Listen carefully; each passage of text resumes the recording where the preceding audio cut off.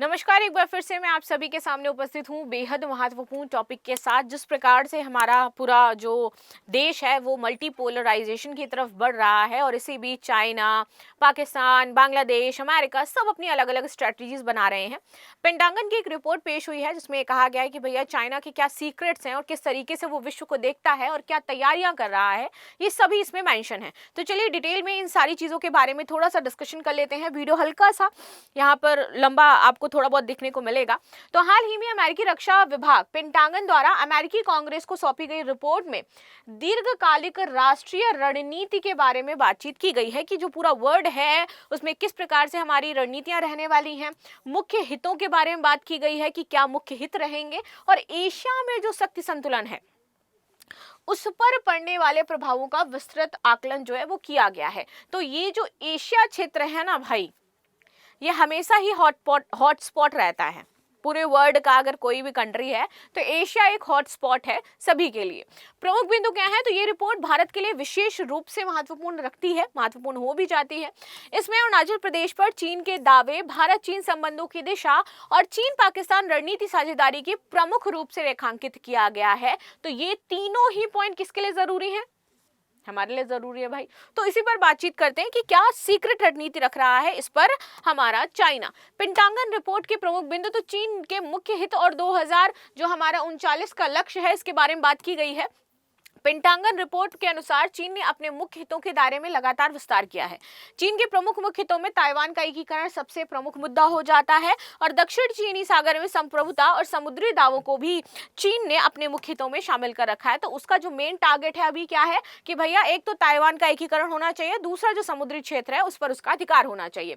Senkaku द्वीप समूहों पर दावा चीन की रणनीतिक प्राथमिकताओं में शामिल हो जाता है कि वो सेनकाकू द्वीप पर अपना अधिकार चाहता है। अरुणाचल प्रदेश ये उसके प्रायोरिटी लिस्ट में है चाइना की।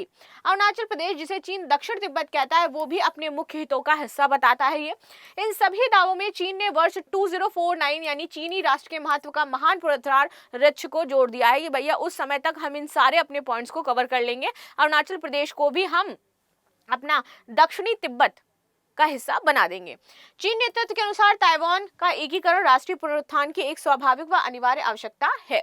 भारत चीन संबंध सीमित जो स्थिरता है, गहरा अविश्वास है, इस पर बात करें तो पेंटागन रिपोर्ट ये दर्शाती है कि किस प्रकार से भारत और चीन के बीच में जो संबंध है इसमें सुधार तो थोड़ा थोड़ा हो रहा है लेकिन भारत को रणनीतिक सतर्कता रखनी पड़ेगी। अक्टूबर 2024 में ब्रिक्स सम्मेलन से पहले दोनों देशों ने एलएसी पर कुछ विशेष गतिरोध बिंदुओं से पीछे हटने की बात कही थी और इसके बाद उच्च स्तरीय मानसिक वार्ताओं की प्रक्रिया शुरू करी थी। इन बैठकों में सेना प्रबंधन से जुड़े जो मुद्दे थे उस पर चर्चा हुई, सीधी उड़ानों पर बहाली की बातचीत करी गई, दोनों देशों के बीच वीजा सुविधा उपलब्ध हुई, शिक्षाविदों पत्रकारों में आदान प्रदान की शुरुआत हुई। रिपोर्ट के अनुसार चीन एलएसी पर तनाव को कमी का उपयोग रणनीतिक लाभ के लिए करना चाहता है। वो इसलिए नहीं कर रहा है कि भैया हम वास्तविक में चाहते हैं कि एलएसी पर थोड़ा सा कम हो, नहीं, वो ये चाहता है कि इसके थ्रू हम रणनीतिक लाभ उठाएं भारत से। चीन का उद्देश्य भारत अमेरिकी रणनीतिक साझेदारी को और गहरा होने से रोकना है, इसलिए वो ये काम कर रहा है। ठीक है, वहीं भारत अपने आपसी अविश्वास के कारण चीन के प्रति सतर्क और सावधान रुख अपना रहा है क्योंकि उसको पता है कि चाइना जो है उसकी दुम कभी सीधी हो नहीं सकती है, इसलिए हमें पता है कि उसके साथ कैसे हमें अपने संबंधों को आगे लेके जाना है। चीन पाकिस्तान रणनीतिक और सैन्य सहयोग की बात करें तो पेंटागन रिपोर्ट में बताया गया है कि चीन पाकिस्तान संबंधों को चीन की क्षेत्रीय रणनीति का प्रमुख स्तंभ बताया गया है। चीन और पाकिस्तान के बीच सैन्य सहयोग लगातार मजबूत हो रहा है। JF-17 लड़ाकू विमान का सह उत्पादन कर रहे हैं। J-10 बहुमुखी लड़ाकू विमान का एकमात्र खरीदार है पाकिस्तान। चीन ने पाकिस्तान को सशस्त्र ड्रोन की आपूर्ति करवाई है। चीन पाकिस्तान का प्रमुख नौसैनिक हथियार आपूर्तिकर्ता बना हुआ है। पाकिस्तान ने चीन से 8 युआन श्रेणी की पनडुब्बियां खरीदी हैं जिसकी अनुमानित लागत लगभग $3 अरब हो जाती है। रिपोर्ट में चीन की विदेशी सैन्य अड्डे की रणनीतिक जो लाभ है उसका उल्लेख किया गया है। जिबूती के बाद चीन भविष्य में PLA सैन्य लॉजिस्टिक सुविधा के लिए पाकिस्तान को संभावित स्थान के रूप में देखता है। चीनी कम्युनिस्ट पार्टी और वैधता पर प्रश्न की बात करें तो पेंटागन रिपोर्ट के अनुसार चीन के 3 अपरिवर्तनीय हित हैं जिस पर कोई समझौता वो नहीं करेगा। सबसे पहला तो चीनी कम्युनिस्ट पार्टी की निरंतर और पूर्ण नियंत्रण, फिर उसके बाद ये निरंतरता चाहता है कि ये बनी रहे और उस पर पूर्ण नियंत्रण इसका रहे, ये भी इसके प्रायोरिटी लिस्ट में है। दूसरा, आर्थिक विकास को बनाए रखना, आगे बढ़ना, और तीसरा क्षेत्रीय और संप्रभु जो संबंधित दावे हैं उन पर उसका विस्तार करना, यानी कि अरुणाचल प्रदेश पर वो अपना हक चाहता है। रिपोर्ट के अनुसार सीसीपी घरेलू और बाहरी दोनों प्रकार की चुनौतियों को अपनी रणनीतिक वैधता के लिए खतरा मानता है। चीनी हितों की रक्षा में किसी भी प्रकार की विफलता होने पर आलोचना के प्रति सीसीपी अत्यधिक संवेदनशील बनी हुई है। इसी कारण सीसीपी राष्ट्रवाद, सुरक्षा और संप्रभुता के मुद्दों को अपनी वैधता बनाए रखने में प्रमुख साधन बनाती है। भारत के लिए निहितार्थ तो अरुणाचल प्रदेश को चीन के मुख्य हितों में शामिल करना भारत की क्षेत्रीय संप्रभुता की गंभीर कूटनीति है यहाँ पर, और ये हमारे लिए सबसे बड़ी चिंता का विषय हो जाता है कि वो अरुणाचल प्रदेश को अपनी प्रायोरिटी लिस्ट में रखते हुए अपने मुख्य हितों में शामिल करके रखता है। चीन पाकिस्तान के बढ़ते रणनीतिक सहयोग से भारत के संभावित दो मोर्चों पर दबाव है। एलएसी पर तनाव प्रबंधन के प्रयासों के बावजूद भारत चीन के बीच में दीर्घकालिक हमारे समझौते बहुत बेहतरीन सफल साबित नहीं हुए हैं, संबंध अभी सामान्य नहीं हुए हैं और साझेदारी वैश्विक स्तर पर सक्रिय रूप से भूमिका नहीं निभा पा रही है। पेंटांगन के बारे में अगर बात करें तो पेंटांगन अमेरिका का रक्षा मुख्यालय है और यह अमेरिकी रक्षा विभाग का प्रशासनिक केंद्र है। इसका निर्माण द्वितीय विश्व युद्ध के आसपास किया गया था, लगभग 1941 टू 1943 में, और दुनिया की सबसे बड़ी ये कार्यालय इमारतों में गिना जाता है। पेंटागन वर्जीनिया राज्य के ऑलिस्ट्रिंग में स्थित है, जो वाशिंगटन डीसी के निकट हो जाता है। यहाँ से अमेरिकी सशस्त्र बलों की नीतियां, सैन्य रक्षा योजनाएं, ये सारी सुचारू रूप से चालू करी जाती हैं।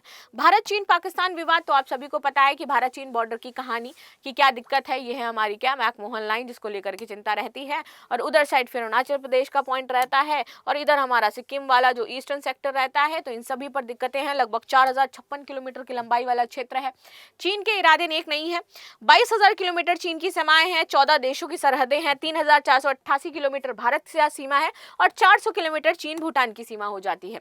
1962 के बाद दोनों देशों के बीच बड़े विवाद हुए। 1967 में तिब्बत बॉर्डर को लेकर के, 1917 में डोकलाम वाला मुद्दा जो था, 75 में चीन अरुणाचल प्रदेश तुंगला के आसपास असम राइफल्स के जवानों की पेट्रोलिंग टीम पर अटैक होता है। 1987 भारत चीन के बीच तवांग के उत्तर समदोरांगचू इलाके को लेकर के विवाद होता है। 20 में गैलवान, 22 में अरुणाचल प्रदेश के तवांग चीनी सैनिकों ने भारतीय पोस्ट से हटाने की कोशिश करी, 6 जवान यहाँ पर घायल हुए। तो इस तरीके से आप देख रहे हो कि स्टार्टिंग से ही बॉर्डर को लेकर के, और स्पेशली अरुणाचल प्रदेश का जो बॉर्डर है वो बहुत ही ज्यादा क्रूशियल है यहाँ पर, राइट। चीन अरुणाचल प्रदेश को तिब्बत मांगता है और इसे अपनी मुख्य हित में शामिल रखता है, और इससे भारत अपनी संपूर्ण संप्रभुता वाला राज्य है, इस पर आपका कोई अधिकार नहीं है।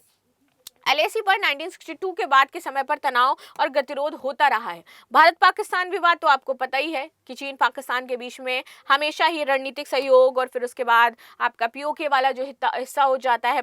अगर त्रिपक्षीय हम समीकरण की बात करें तो जिस प्रकार से चाइना पाकिस्तान के साथ जाकर के J717 विमान की खरीदारी करना, उसको स्ट्रॉन्ग करना, उस पर हित अपने दिखाना, तो ये सीधा सीधा बताता है कि भारत की सुरक्षा के लिए खतरा उत्पन्न करेगा। लास्ट में क्वेश्चन है कि पेंटागन रिपोर्ट के अनुसार चीन ने अपने मुख्य हितों में निम्नलिखित में से कौन सा प्रदेश शामिल कर रखा है? तो आप सभी को कमेंट बॉक्स में आंसर देना है। This is the news what we discuss. मिलते हैं नेक्स्ट क्लास में। Thank you so much for joining the session.